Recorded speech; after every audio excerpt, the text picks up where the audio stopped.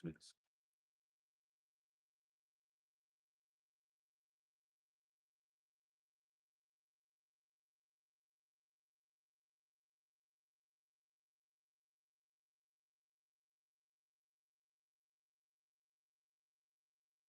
Friends to so many of us.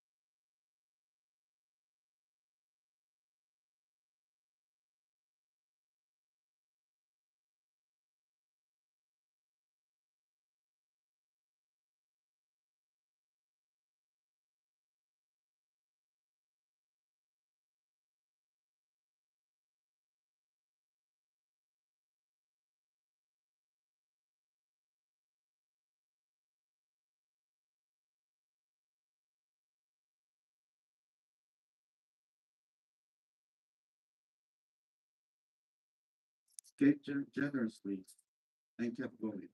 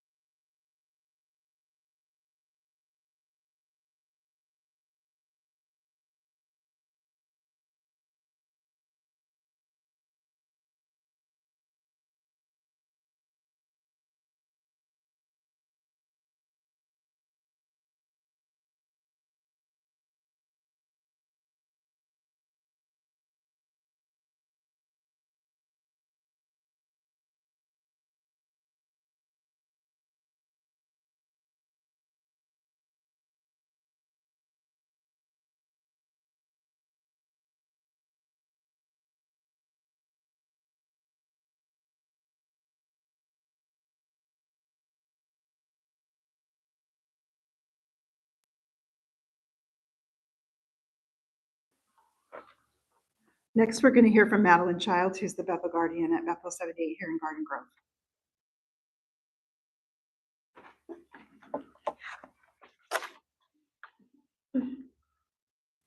Hello, everyone. I'm here to welcome you and say a bit on behalf of Bethel 78, who Dawn had worked with since its inception in 2008.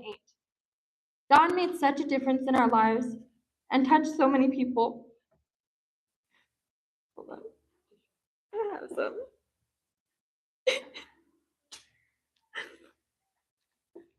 There you go. Thanks. She was a valued member of Job's Daughters International. She always had so much kindness and compassion and love for all the girls and adults she came in contact with. She had a way of making people feel seen, heard, and appreciated.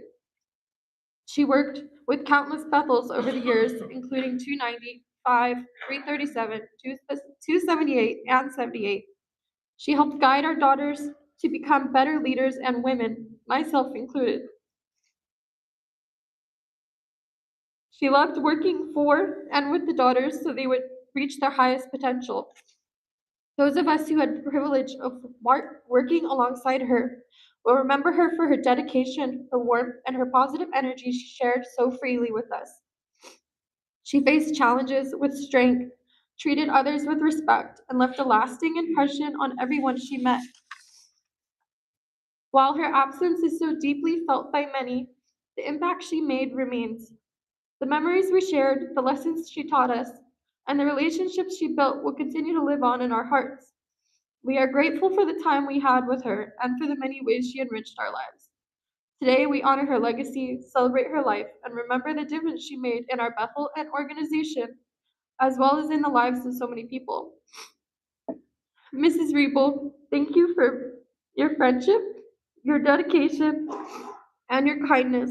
You are extremely missed. May you rest in the great Bethel on high. Thank you.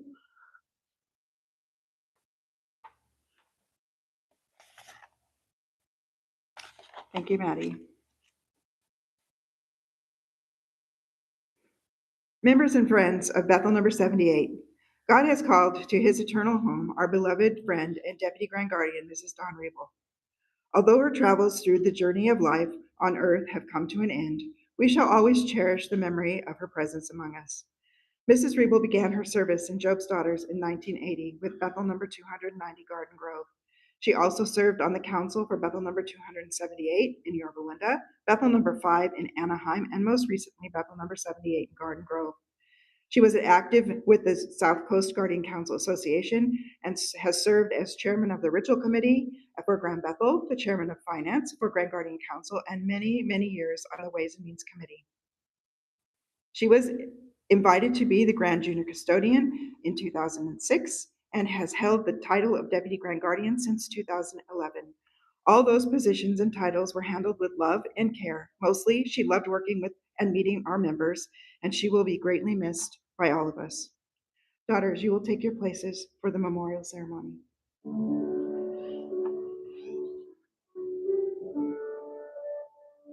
Not yet.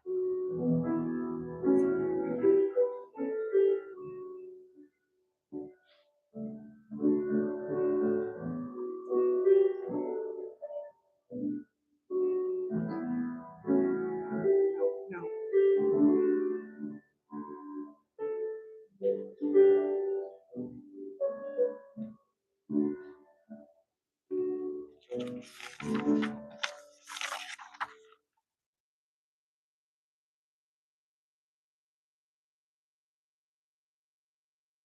Will everyone please rise as you're able?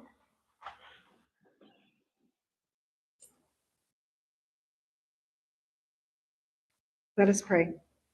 Our Heavenly Father, we thank you for your love and tender care. Help us to be worthy of that love. We thank you for the life of Mrs. Riebel. We shall miss her kind spirit and loving ways. Be very near to her loved ones in this time of sadness. May we realize that we have only said goodnight, and that the bright fair land, and in that bright fair land on high, we shall bid her good morning. Be with each of us and bless the members of our Bethels. We ask this in thy holy name. Amen. You may be seated.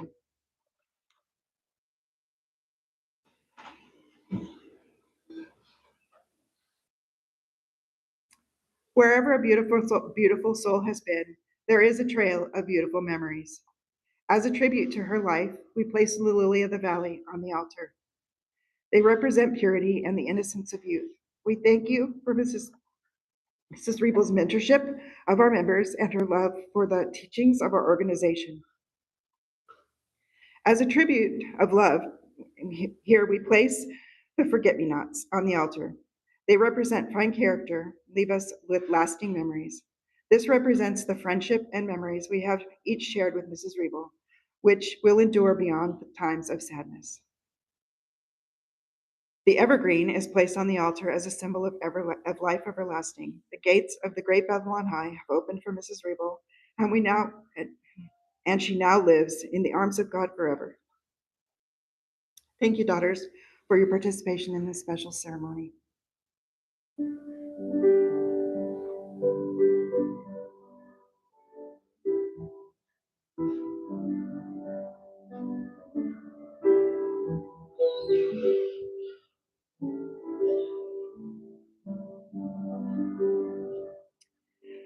Remembering the beauty of a memory is that it's always there, like a penny in your pocket. You can take it anywhere. And when your heart is heavy and your eyes are filled with tears, you You focus on a memory and travel through the years. Your heart can visit happy times with laughter filled the air, and the presence of your loved one will lessen your despair. So as you travel on in life, take comfort as you go in a lifetime of sweet memories of the one who loved you so. This concludes the memorial ceremony. Now on continuing with remarks, we'll ask for Mrs. Marcy Jakeway, the Grand Guardian of the State of California, for her remarks.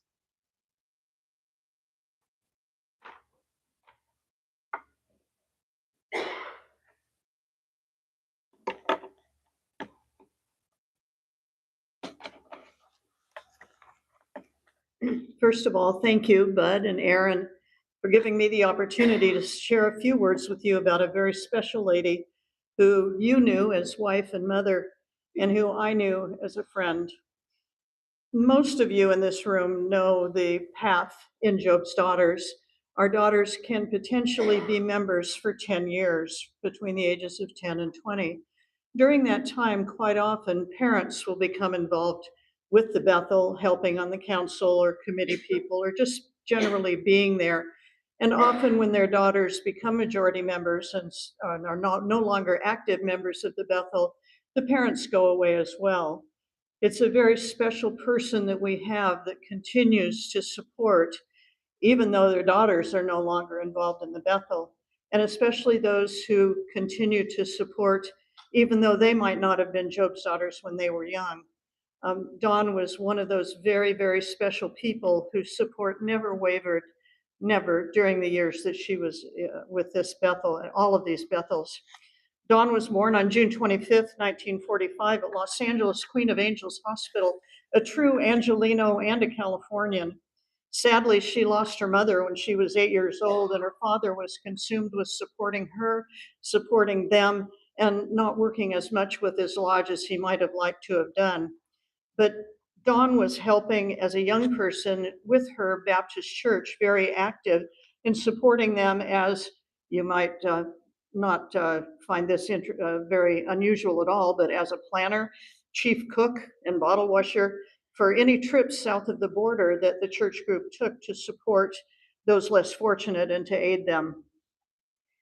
As a daughter of a Navy man, I was really tickled to learn that Dawn met Bud through the Navy. Dawn had a summer friend from Idaho who had married a sailor who was stationed with Bud. The friend was off on an assignment and asked Bud if he would drop his paycheck off at the home in Port Hueneme. Dawn just happened to be visiting her friend, and the rest is history, although that history really became formal in 1971 when they were married. Dawn's Job's Daughters legacy began in 1985 when Bud joined Elaine Davies as her associate Bethel Guardian for Bethel number 290 in Garden Grove, beginning a friendship between Elaine and Dawn that would last the rest of her life, over 40 years. Although Dawn was not on the Bethel Guardian Council for Bethel 290, she was always the top of the list when somebody needed a hostess for something. Erin, her daughter, frequently served as the mascot of the Bethel and the program girl for installations. And starting in 1980, when Bud was going through the chairs of the lodge and Garden Grove Masonic Lodge, the only babysitters Erin ever had were Job's Daughters and Rainbow Girls. The Riebel family moved to Yorba Linda in 1987, and in 1990, Erin joined Bethel number 278, Yorba Linda. Not one to sit back while her daughter was involved, Dawn served as chairman of hospitality and several years as guardian secretary for Bethel number 278. And there are many of us who would say that guardian secretary is one of the hardest jobs in the order.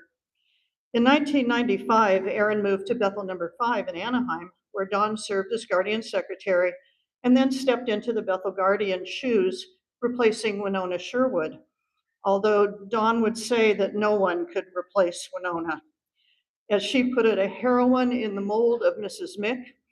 And according to Dawn, with mentors like Elaine Davies, Jean Point, and Winona Sherwood, Dawn developed exceptional skills which served her well as Bethel Guardian until she stepped down in 2002 in order to support Bud while he was Associate Grand Guardian with Karen Francis.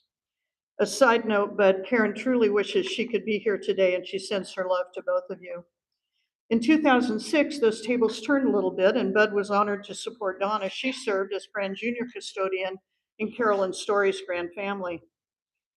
Following Bud's year as Associate Grand Guardian, he and Dawn took, well, call it a bit of a sabbatical, but I'm not so sure about that, from working with specific Bethels, but they continued to serve as active members of the South Coast Guardian Council Association.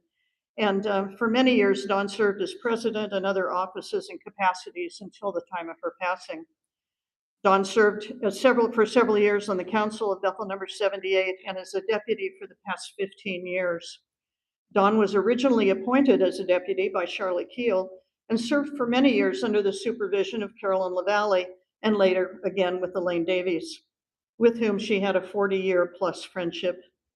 During those years, she thoroughly enjoyed planning, cooking, serving wonderful meals for the adult training weekends, which meant doing all of the cooking at home, then transporting the food throughout the state wherever the training was being held, serving nutritious lunches and snacks all day Saturday, and breakfasts on Sundays.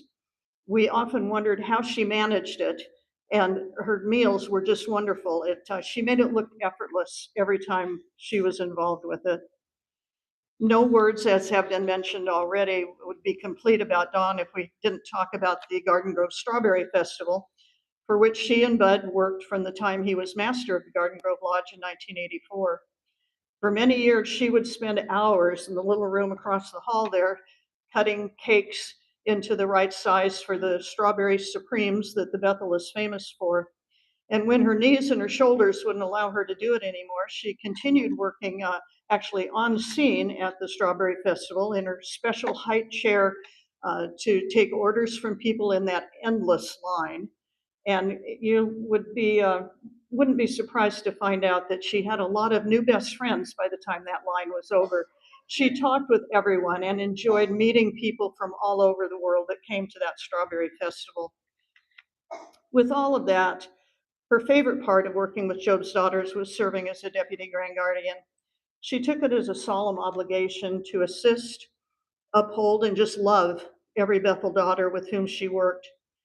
Her patience and quiet love with each daughter, whether they were striving for 2.5 years to work up to become honored queen, or just to get through one term with only a 2-line bit from the ritual to learn, she treated them all with respect and dignity and helped them learn. She's been a lasting blessing for a number of daughters, many of whom are in this room today as adults, and it will not be forgotten. When I was a child, the rule in my family was that you couldn't play with a toy or enjoy something you were given as a gift for Christmas or Easter or your birthday or anything else until you had written a thank you note. It's something that's always stayed with me, and the older I've gotten, the fewer times I find people who use that time-honored tradition and method to acknowledge gifts. Over all the years that I've known Dawn, she has always sent me thank you notes for any of a variety of reasons, even for just coming to an activity, often for playing the piano, bringing guest officers to a Bethel activity, just to give me a boost when she perceived that I needed it.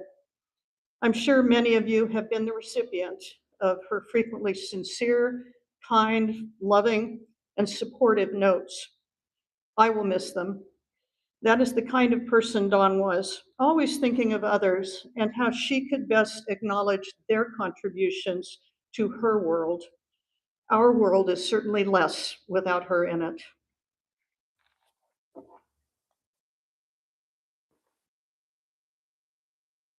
Thank you, Marcy. Dorinda, I think it's time for a little bit of music. Thank you.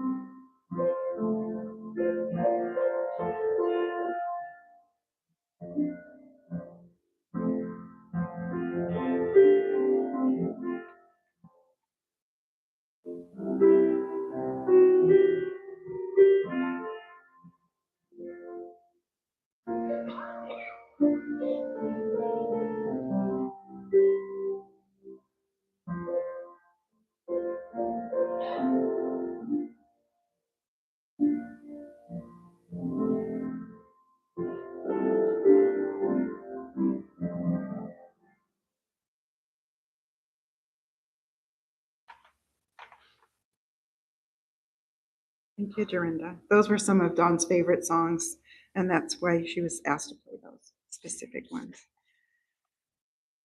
All right. Are you ready?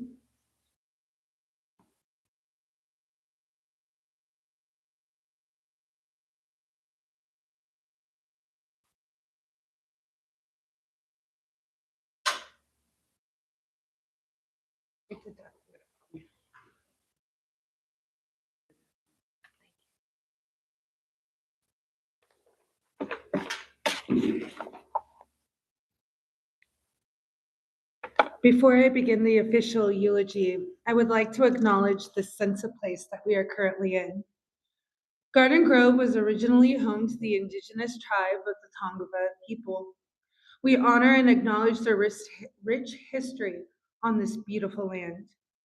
When most people ask me, mainly in Florida, where my mom's memorial would be held, they had never heard of Garden Grove until 2 weeks ago.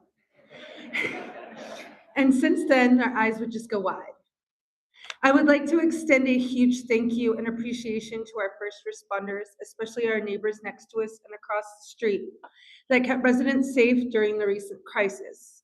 I met several of them on Thursday, and they are very grateful for their service. This town means so much to my family. We have a deep history here. Core memories have been made here, and lots of love has been shared here. And now into regard of this building. This building has stood since 1977. It has been the scene of many family memories. A few short days after I was adopted, my first outing was to, you guessed it, here. I was brought to a lodge Christmas party where I sat on Santa's lap for the first time.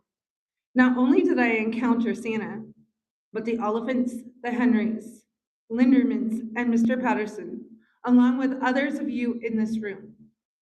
At the tender age of 7 months-ish, I had no clue how important that would be.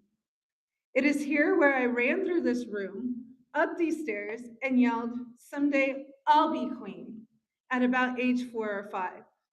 This is where I danced with my mom and my older sisters to old-time rock and roll.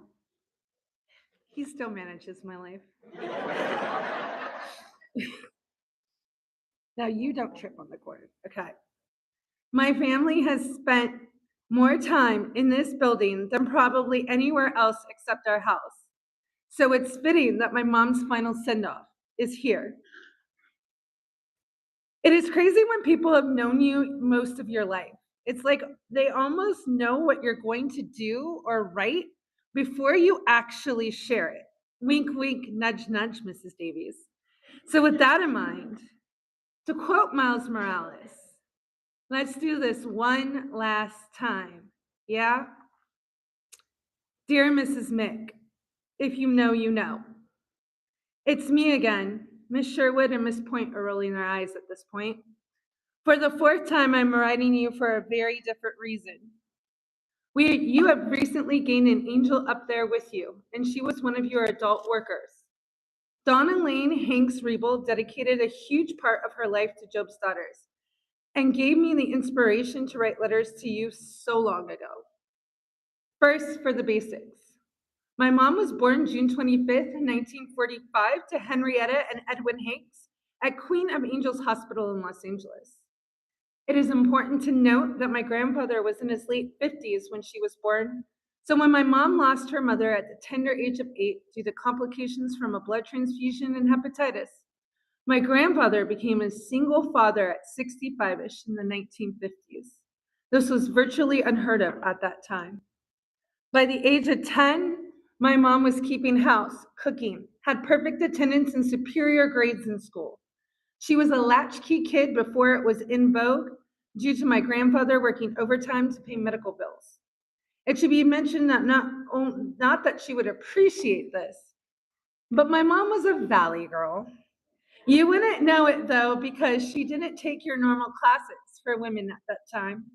She took advanced math and science classes in both high school and college. She was often the only female in the class, and one professor was convinced that she was Dawn, D-O-N, and not Dawn, D-A-W-N.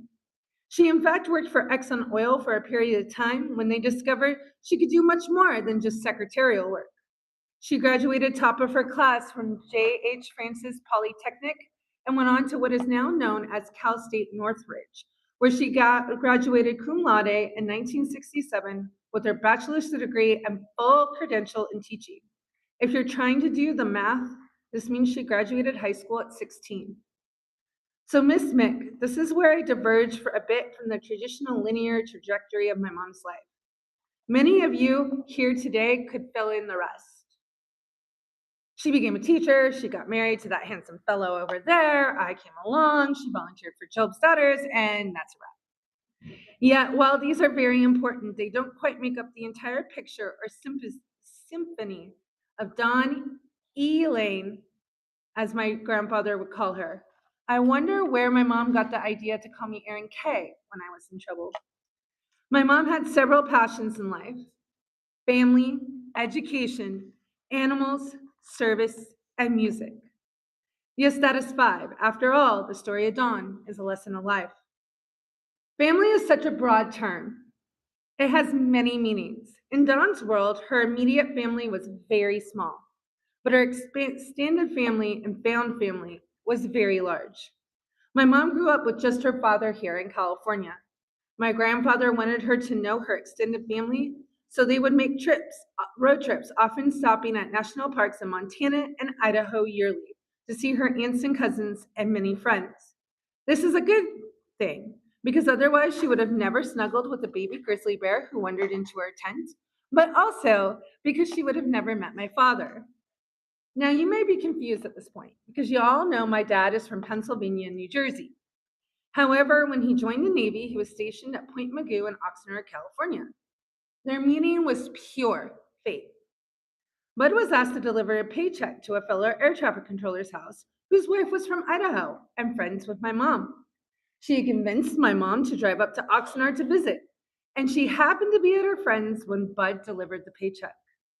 Bud was immediately smitten by her blue eyes and waist-long blonde hair. My mom, however, would take some convincing.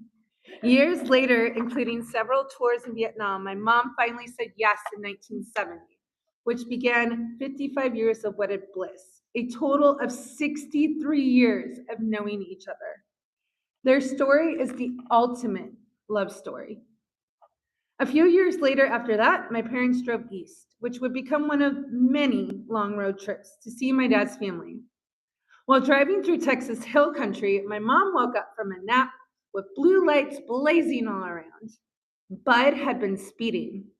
They were escorted to the judge's house in the middle of the night, forced to pay a $100 cash fine, and then escorted out of town. I'm sure that 100 miles they had left that night had some colorful conversation. Yet, to be fair, it was my mom who, while driving my dad's VW Bug while he was serving in Vietnam, stalled out going to the main library in LA with her friend Susan. She was having such a hard time on the hill in the stick shift that a guy in the car behind them had to give him a push with his bumper. But I digress. Back to family. My mom was instantly taken with my dad's extended family in New Jersey and his uncle in Florida. But besides blood relatives, my mom found a lot of family. There was Ruth and Curtis, who were like her Sweeto aunt and uncle, Lee and Al Oliphant, who became like an extra set of grandparents to me, and I could go on and on. If you didn't have a place to go to dinner or on holidays, Dawn made sure you did. She may have grown up with a very tiny family, but you would have never known it. Between our family, my cousins, and found family, who remembers tripping over people at the house in Westminster or by the pool in Yorba Linda? She would take me to visit the Henrys, the Lindermans, and so many more when I was young. And I was convinced that I had a dozen or more grandparents and twice as many aunts and uncles. They were all considered family. There is absolutely no way you can talk about Dawn Riebel and not mention her love of education. As previously mentioned, she took many accelerated courses. This included calculus and Spanish 5,000 some hundred. I'm not sure the calculus helped much as an elementary school teacher, but teaching for LAUSD, I'm sure the Spanish came in handy. She taught almost every primary grade. She taught kindergarten and first grade at the same time. That's the most dreaded split, and she did it with a smile. She would often tell stories of her students. When I came along, she became a stay-at-home domestic goddess. She single-handedly is the reason I ever made it through school. She would spend countless hours helping, tutoring, poking, and prodding me through homework and the skin of my teeth, Algebra 2 and Spanish 3. She encouraged me to take every educational opportunity I could get my hands on. I think she knew I would always end up in the classroom, even if it wasn't a traditional way I did so. She knew my students by name. She would ask how Kylie was coping, if Jeremiah had done a backflip in my class again, would tell me to say hi to Cam, and asked often if Travion still wanted me fired. She would give all of her craft stuff to me, to the kids, donate stuff not only for the classroom, but for individual students. She gave me pep talks that got me through my literacy coaching endorsement. Why I thought taking 120 grad level units in 9 months was a good idea, I have no clue. Even the queen of education herself called me crazy. Her passion for education never waned, so it makes perfect sense that in her memory that we set up a Job's Daughters Memorial Scholarship in her name. It's truly the only thing that made sense for her legacy. My mom's passion for all God's creatures ran deep. Many of you knew Carrie and Smidge, and we'll get to them in a minute. Shockingly, my mom did not have a dog growing up. She inherited her mother's parrot, who apparently would let the entire neighborhood hear some very colorful language. Her classroom became a menagerie. It started with a few incubating chicks, then 2 male guinea pigs, courtesy of the science department. But there was one small problem. One wasn't male. And a young Miss Hanks had to carefully explain how babies suddenly appeared on Monday morning. In addition to the chicks and the guinea pigs, there was one more creature gracing her room. A very large, giant even, black rabbit. It was the biggest rabbit my dad had ever seen. He would often help my mom after hours or on weekends change bulletin boards and do all the things you have to do in a classroom. And they would let the bunny hop around the room. But by the end, the bunny was more gray than black. He made a great dust mop. Before I came along, my mom was chosen by Carrie, an Australian shepherd who literally chose her as her human by piddling, my mom's word, in her shoe. Carrie was very protective of my mom and would follow her around like a bodyguard. I'm not sure who was hurting who. So when I was in college, I wanted to get my mom a dog. It had been a few years since Carrie had become an angel, and my dad said, no. Did I listen? Of course not. I went down to the shelter and looked around and came up to a cage where there was a small ball of a dog in the very back. Some kids were teasing it, so I yelled, scram! They did, and the puppy came over and licked my face as a thank you. Yes, she came home with me after she peed on me 3 times in the car. The vet said she would never be bigger than 9 pounds, so we named her Smidge. When I got home, my mom was elated with Smidge, and then my dad walked in. Smidge looked up, then walked over to my dad's slipper and hopped in for a nap. That's all it took for him to forget that he said no. Smidge soon outgrew the slipper and became a 50-pound dog named Smidge. My mom and her were inseparable, except for walks with my dad. Anytime my mom was sitting working on Job's stuff, etc., Smidge would literally lay on her feet. If my mom was cooking, which we all know is often, she would lay on the carpet right next to the kitchen. Occasionally, Smidge would stretch her paw over the border onto the tile, and my mom would turn around, spoon in hand, and say, I don't think so, Missy. Stop being a turkey butt. And yes, that is where turkey butt was born. Over the few years, my mom has helped rescue a few birds and kittens and made sure they went off to animal sanctuaries and fosters. She never met an animal that didn't like her. Well, except for that one horse this summer that decided to take a nibble. She's even been kissed by an alpaca llama. She adored my cat, Charlie Tuna, and they would have long conversations together. One of her last conversations with me was asking about my community cat, Honey Roll. She truly loved all the creatures, but her favorite may have been visiting rabbits. Every now and then, some wild bunnies would come to our backyard and nibble on our flowers. And while she would call them turkey butts for eating them, she loved their visits. Lately, my dad has had quite a few bunny visits. Service was definitely my mother's love language. It started at a young age with her church group. By her teenage years, she was planning, buying supplies, and organizing everything for group mission trips to Mexico. This morphed into her doing meals for church, which started her down the path of cooking for hundreds regularly. Please raise your hand if you have ever had something that my mom has made. Yeah. When I was young and my dad was an officer and the master of my lodge, my mom took me everywhere, visiting someone in the hospital, doing a home check on a recent widower, cleaning strawberries, organizing baby blankets, etc. Before becoming super active in the Masonic community, my mom was in Beta Sigma Phi, an international sorority for all ages. There she served as president twice. This led to joining Eastern Star. How, might you ask? Well, her good friend from Beta Sigma Pi was none other than Dana Willoughby. It wasn't until 2 years later that my dad joined a Garden Grove Lodge.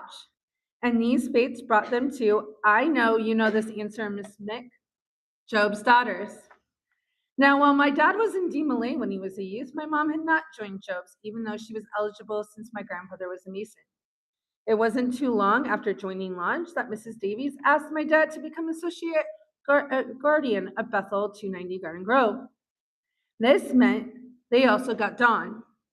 While wrangling a toddler and then later a precocious angel of a child, she would help do the dining room food, flowers for installation, and more. When I joined Bethel number 78 Yorba Linda, she went on council. Sometimes I think she got a little more than she bargained for. One Grand Bethel, we traveled up to Fresno.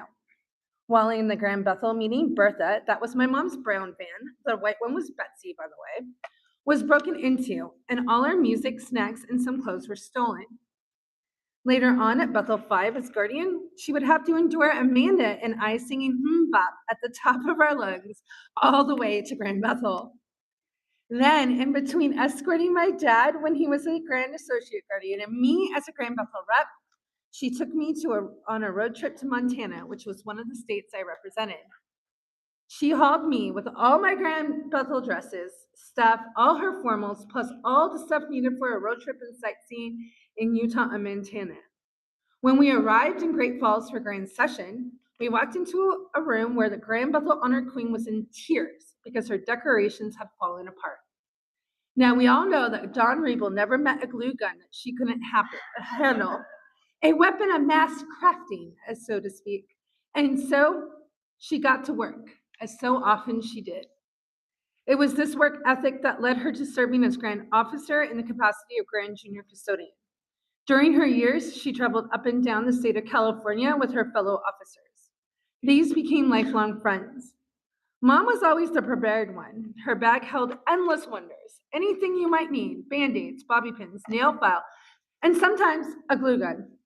When my dad found her bag a few weeks ago, inside was the money she had collected for the charms she sold. She had paid for them up front, and she left the money in the bag for, a long time. My mom's service didn't end there. For years, she served as a deputy for Bethel 78 Garden Grove, 278 Yorba Linda, and 337 Orange. She spent years guiding Job's Daughters and adults, organizing visits, planning installations, receptions, and more. There is so much more I could share on her passion for service, but I'm going to put it this way. Between youth group, Delta Sigma Phi, PTSA, Masonic organizations, school organizations, and more, I've done some math. I know. Not my strong suit. As a conservative figure, my mother has spent over 75,000 hours of her life in service to her community. No small feat. Now I know that Mrs. Mick, along with others here today, you expect her last passion to be cooking. And yes, Dawn loved cooking, but she loves something even more, music. Now, like me, my mom couldn't sing to save her life. As my dad says, we couldn't carry a tune in a bucket even with super glue. She could play the organ and piano though, but that's not the type of music I am talking about. Some of my earliest memories is my mom cooking, cleaning, playing with me while the radio blasted in the background. One of my clearest memories was leaving my Aunt Merle's house in Orfino, Idaho. It was late at night and we went for a drive, windows down, and Garth Brooks's Papa Love Mama came on, and we sang at the top of our lungs, heads out the window. As a young teenager, I finally got a CD player. And my mom took me to Warehouse Records, I know I dated myself, to buy my first CD. I chose Boyz II Men. Now, it had an explicit warning on it. Today, the CD would be considered tame. So my mom is hesitant and says, maybe not a great idea. And I turned to her in all the bravado a 13-year-old can muster and said, you let me listen to Madonna at age 5. Needless to say, she bought the CD.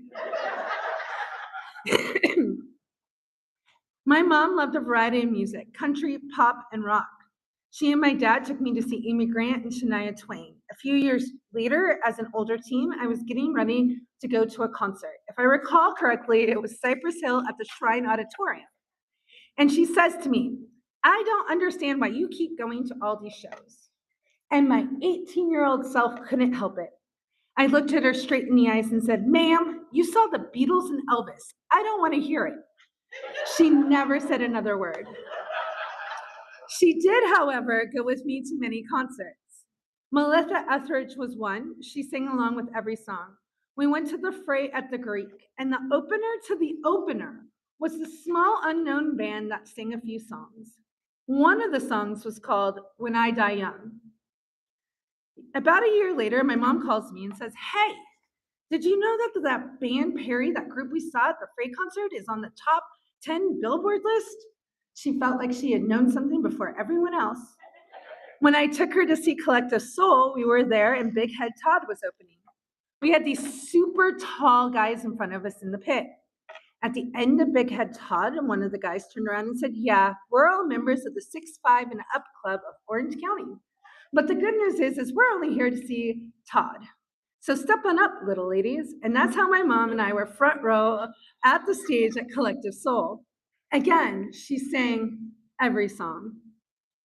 I won tickets to the Jimmy Kimmel show the night he had on Counting Crows. He also had on Carmela Anthony and Hugh Hefner that night, so you can imagine my mom's comments and looks. But if you watch the Counting Crows performance, you will see while they're singing the line, look who's on TV tonight, you will see Don Riebel there pointing at the band, singing along. We also went to see the Abbott brothers, who I'm actually seeing this year in her honor. My mom didn't know who they were at the time, but loved folk rock, so off we went. And at the end of the concert, she looks at me and says, you've been holding out on me. I need all their albums right now. She appreciated all the music I shared with her or helped her discover. She did not appreciate me, however, singing REO Speedwagon over and over at the top of my lungs in the car. I can't fight this feeling anymore. It's time to bring the ship in. I know he was going to say something. And I knew it, I tried. It's time to bring that ship into the shore forever. And she would literally tell me to shut up. And if you know Dawn, that was not something she normally did. And since then, every once in a while, I would randomly call her singing the song, it's time to click, and she would hang up on me. Nothing would ever prepare me, though, for the time I got in her car and she was screeching, Pink's Just Give Me a Reason at the top of her lungs. A tradition we carried on by singing Pink loudly into the ocean breeze on the shore of the Atlantic Ocean on my parents' trips to Florida to visit me. There's no denying that my mother and I were very different people, but we spoke the same language, music, and I am eternally grateful that her passion for music was passed down to me. Now, I know I've said a lot, Miss Mick. We all know that I am not a woman of few words. It takes many words to paint the picture of my mom's life. Her passions, and especially her passion for this beautiful organization, you created. For the most part, my mother had wonderful ideas. However, I will say that when she said she wanted to spend her 80th birthday at Okefenokee Swamp in June in the South, I thought she had lost it. But there we were, my dad grimping about the heat, me in Shrek ears, and my mom happy as a clam in a swamp during summer in the South. That's Dawn for you, full of unexpected surprises, a heart full of love and service, a lady full of grace with a beaten song in her soul. Mrs. Mick, please take her under your wing. She's yours for now. To quote one of my mom's favorite stories, The Velveteen Rabbit, real isn't how you're made. It's a thing that happens to you. When a child loves you for a long, long time, not just to play with, but really loves you, then you become real. With bunny hops and lots of tears, Erin Rebel Clark passed on her Queen of Bethel number 5, Anaheim, an absolutely devastated daughter of Dawn.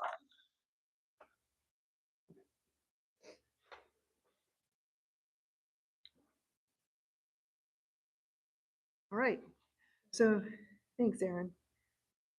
That was beautiful and hilarious. All right, so now is the time when we all get the chance to share anything that we would like to about Dawn. So if you have a special memory or something you would like to share with everyone about Dawn Rebel, then please feel free. You can stand up in your seat, and this isn't that big of a room, so if you have a pretty big voice, you can say it there. You're welcome to come up here to the microphone.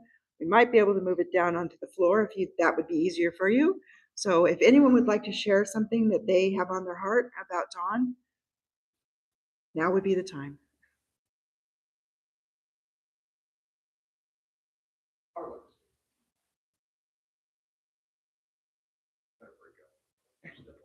Yeah, be careful.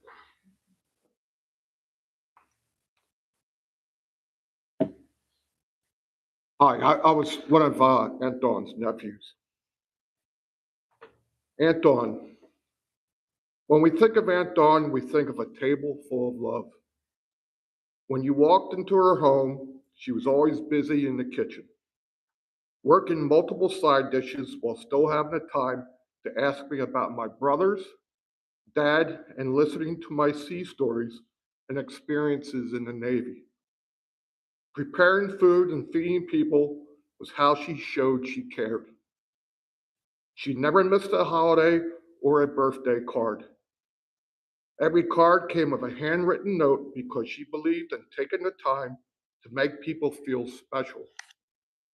A teacher, she shaped countless lives, but none more than ours.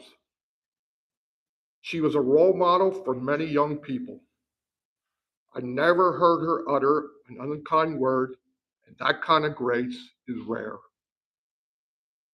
That was who she was, thoughtful, generous, and steady. She leaves behind not just memories, but a standard for how to treat one another. We'll miss her cards, her cooking, and her quiet strength. Rest easy, Aunt Dawn. We love you and we miss you dearly.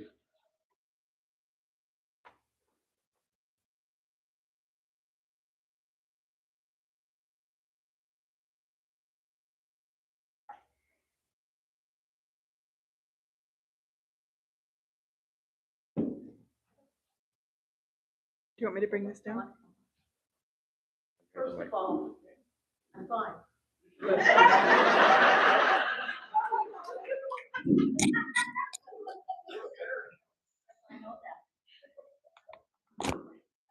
I don't think she really needs this, but what you really need is this here so the people online can hear you. Speaking the First of phone. all, no, I don't need that. First of all, Dawn and I met many, many years ago in Job's Daughters because she came to Bethel 290 with a little girl by the name of Erin. This little girl was a bundle of energy and of love. And the first thing that she ever said was, I'm going to be honored queen someday. And believe me, The many times that she served as honored queen brought dignity and love to Job's daughters. The memories in this room is absolutely amazing, not only for the Masonic Order, for Mr. Davies and Mr. Riebel, but for many Bethel daughters who served with dignity and love in this beautiful, beautiful room. As I sit here today and I remember the many things that Dawn did, I am overwhelmed because she was definitely a whirlwind when it came to doing things for other people, never wanting to take credit for anything that she ever did. The first thing I ever asked Dawn to do was to be chairman of a luncheon at Grand Guardian Council when I was Grand Guardian. And her first words to me is, "I can't do that, I'm nobody." And I said, "Where is that written? Where is that in your vocabulary?"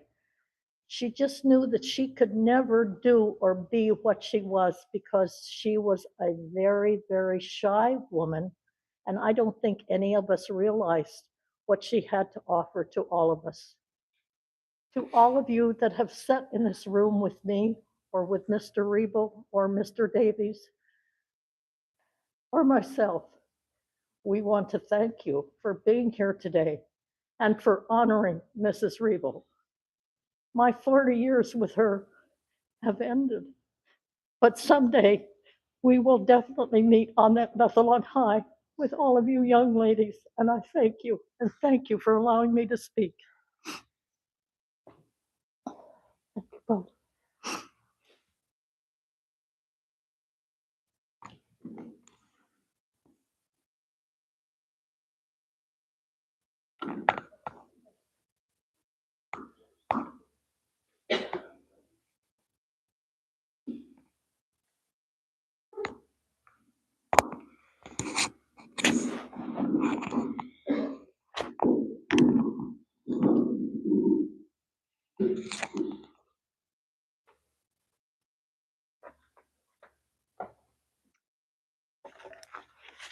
Anyone else?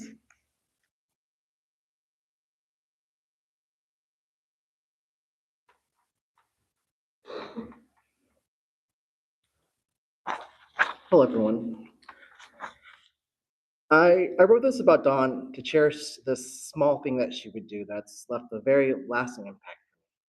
My name is Albert Rivera, and I had the privilege of knowing Dawn more recently probably than most people here. I've been telling my daughter these last couple of years that Dawn is the patron of our family, and without her, she wouldn't be in Job's, and myself, a Mason. When it comes to writing, I've always found myself being able to excel. It's easy to follow guidelines. It's easy to stick to formats. But when it comes to actually talking to someone and giving speeches, it just goes out the window. I, like many others, have grown accustomed to sending emails and texts. In fact, when I get a phone call, I've become the type of person who ignores the first call and waits for the second. I've titled what I wrote here, Call Your Little Guy. My first real conversation with Dawn was over the phone. The moment she discovered I had a daughter, just about the age of 10, she dialed me right away. I did not answer this first call, but immediately she sent me a text right after introducing herself, and then she let me know that she was going to call sometime. And for most people, you would think that they would call for, maybe about a week. But to her excitement, she called me right after she sent me that text. Dawn let me know that would be a few months before she would get the chance to meet in person, but she would keep in touch. I didn't think much of it at the time, but from then on, Dawn would call me every month, and then every month turned into every 2 weeks, just to make sure that I got my daughter into Job's. And to her credit, I did sign my daughter up for Job's. Somewhere down the road, our conversations became more often than I thought they would be. And now earlier I had mentioned that I always answer on the second call, and I definitely missed some of Dawn's calls. But eventually, she called me so often that she broke me down, and I started to answer her calls on the first call. She'd always check in very briefly, ask about my daughter, and just to make sure to let me know that I'm doing okay.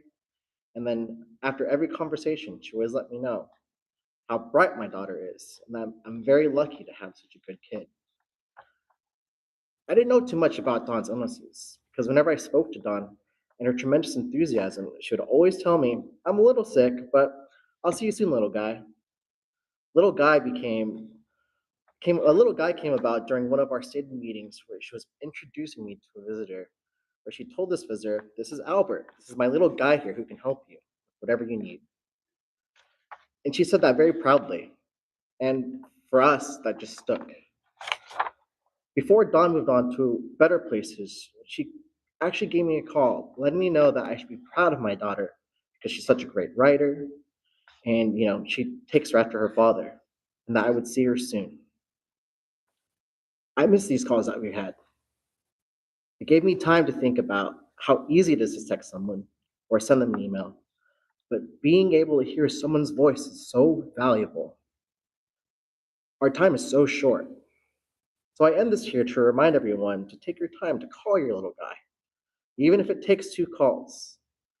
And to my wonderful friend Dawn in the sky, time is relative to what we understand. So I will see you soon. Thank you.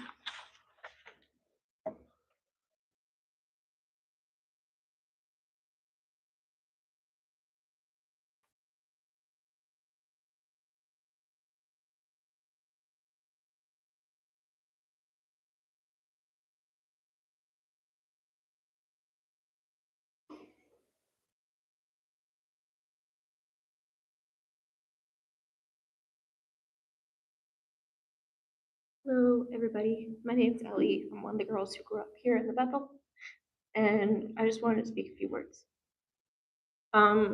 First initiation I've ever done here, I was a fifth messenger. I was a quiet, shy little girl who was really scared. Mrs. Rebel took me into a room and she gave me my confidence. She helped me rehearse multiple times. Even if I messed up, she would give me little encouragements.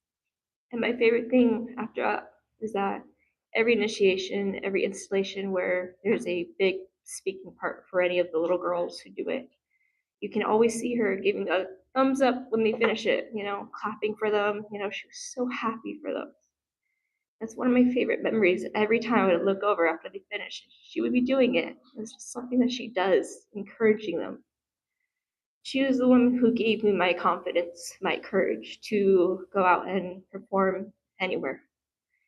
Choir shows, theater plays, softball games, she was there. She was always in the crowd with Mr. Reeple, always clapping, She was just always someone who was caring and loving and just wanted to be in your lives to take care of you.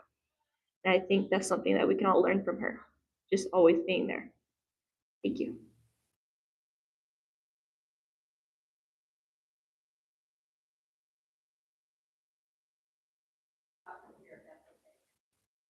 My name is Nancy, and I'm also, I'm not 90, say from the 80s. And I remember John and Bud coming to the lodge and being their toddlers. And I was one of those Joe daughters that they sat there and mom and dad were gone.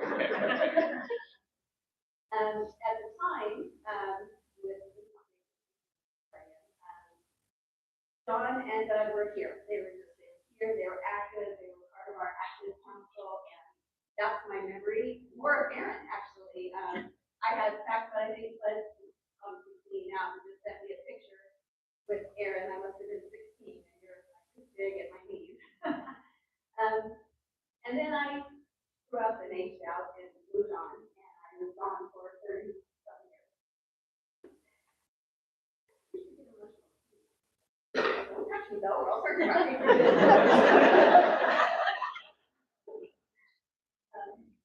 get that from Wayne.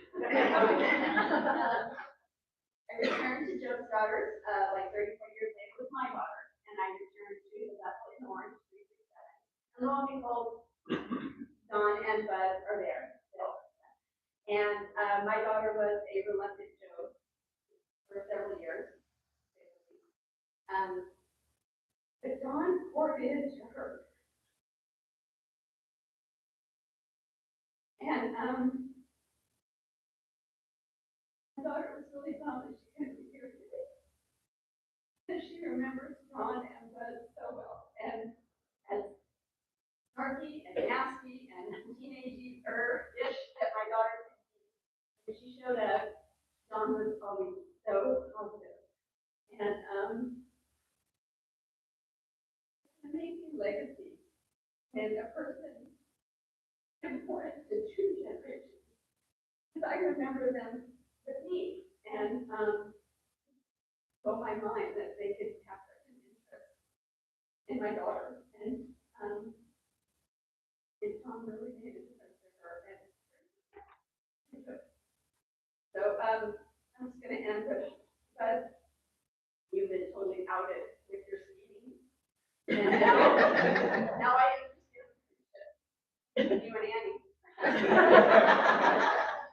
So, but I just wanted to let you guys know that, her legacy goes way beyond just who we are today.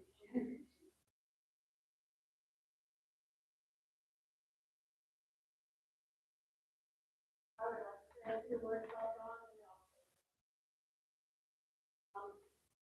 My name's Rhonda.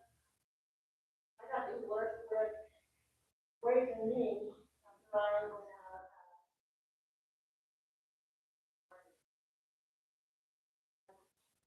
to get appointed a job in computers a year after. To humble yourself.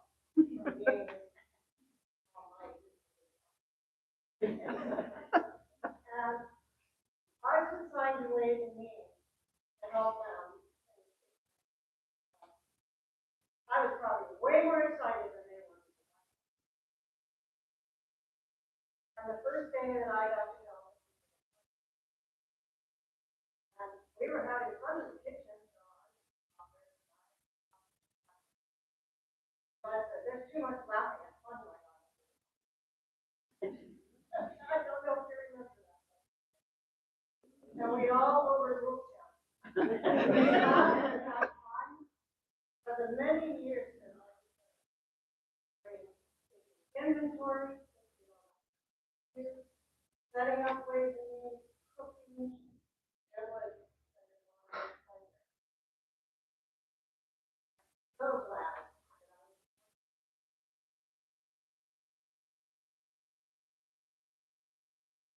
Pleasure.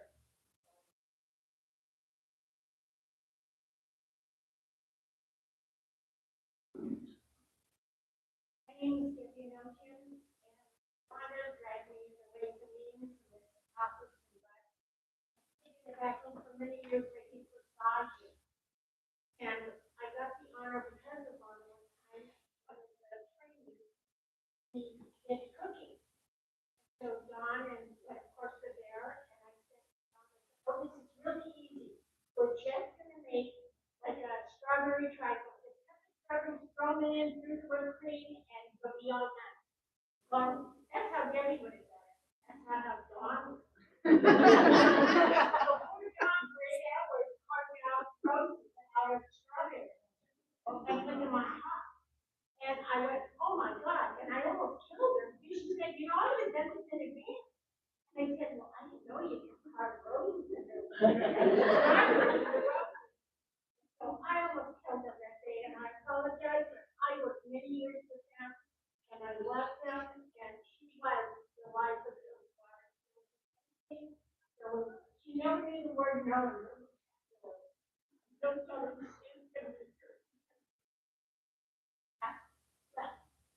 That thing that you were.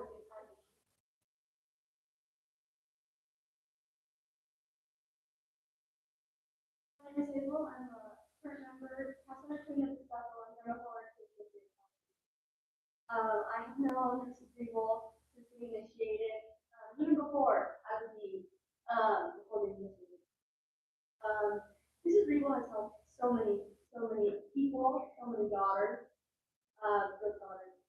I know every time, especially when, after when Rebecca was small, and you got to remember, she was right there to introduce herself, tell them all about her daughters, and it always always said absolutely, because I know I was sort of trying to person and I didn't really know what she did.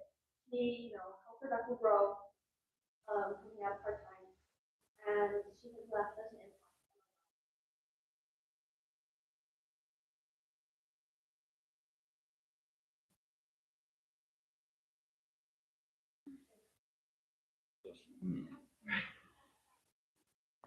Good afternoon, everyone. I had promised myself that I would not say anything because I just can't. But there are so many people in this room who go back so far. And there are so many memories in this room, and goodness only knows how many people are watching the live stream, and I hope they're hearing okay, because I know we had some problems early on. But like I said, there are people who go back so far. Elaine Davies was two things. First of all, she was a mentor to me. She suckered me into being her associate Bethel guardian when I was just a mere child. And I like to tell everyone that all this gray hair I've got, some of it came from my daughter. The rest,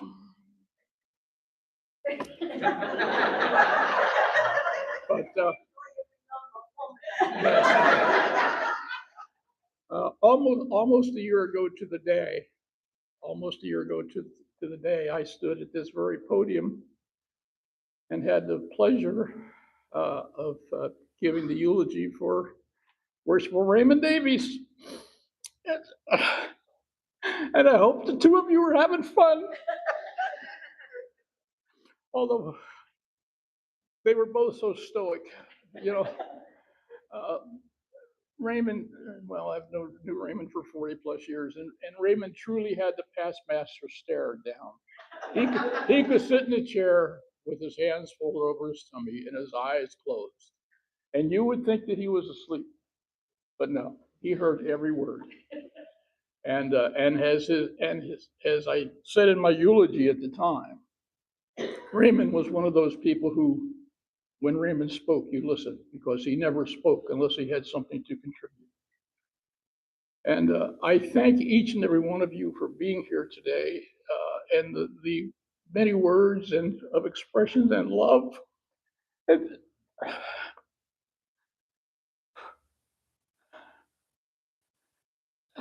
And my daughter, who did such a great job.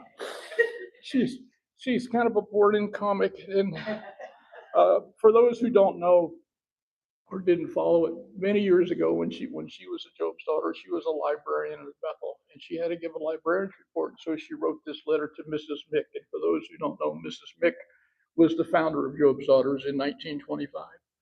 And so she got into this habit of writing these letters to Mrs. Mick. And recently, a week or so ago, Mrs. Davies surprised my daughter, and I think she gave her all her Mrs. Mick letters back. So there's one other person in this room who I have to mention, okay, because he is not associated with Job's Daughters. Is not a Mason, and has not been associated with Mason, although his sister was a Job's daughter. And many years ago, this young gentleman and I were young air traffic controllers together at Los Angeles, and he was working diligently. He was working the Los Angeles arrivals, and I was sitting next to him working his handoff. And that was the day that PSA had the mid-air collision in San Diego. For those who remember that, back in like 1979-ish, maybe. I don't remember exactly when it was. But Jimmy turned to me and he said, "I got to go." His sister's house was like within a mile of where that mid-air collision took place. And so I said, "Not a problem." He left, I took over, and that was history. But I have to tell one more story, and I'm going to embarrass you, James. I know you are. Some of you may remember back in 1981 when Ronald Reagan decided to fire a whole bunch of people. And we lost a lot of good people during that. And one of them came back and worked with FAA for many, many years. And after I retired from FAA, and he retired from FAA, we wound up working together for a contractor at the Ontario Airport. So we go back many, many years. So special, Jimmy and Judy, thank you for coming. And Denise, thank you for taking this on because you have made this absolutely wonderful. And Marcy's comments were wonderful. And like I said, I had not planned to speak, but never give a past master a mic.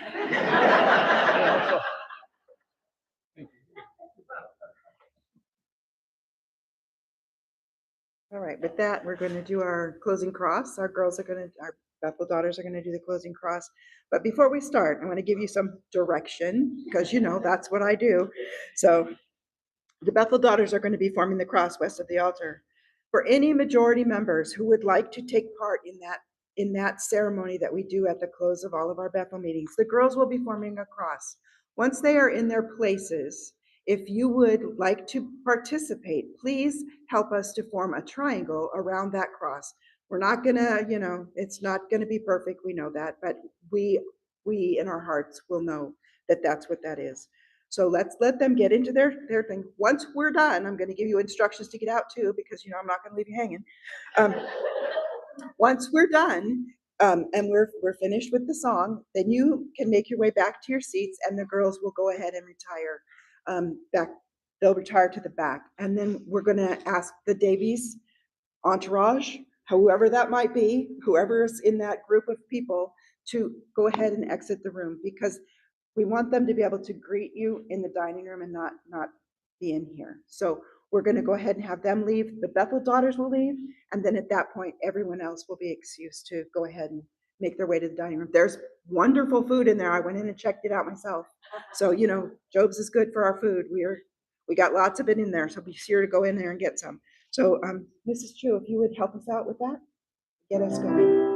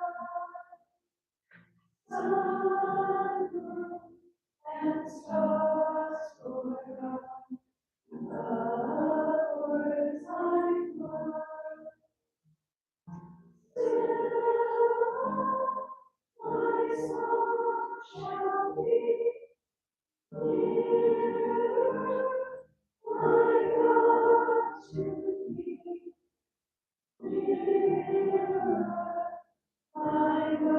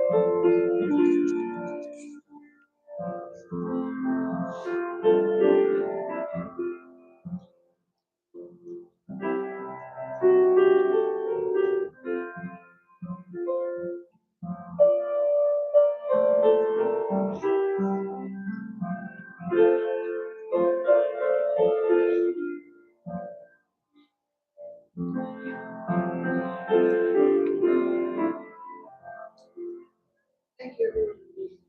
Please join us.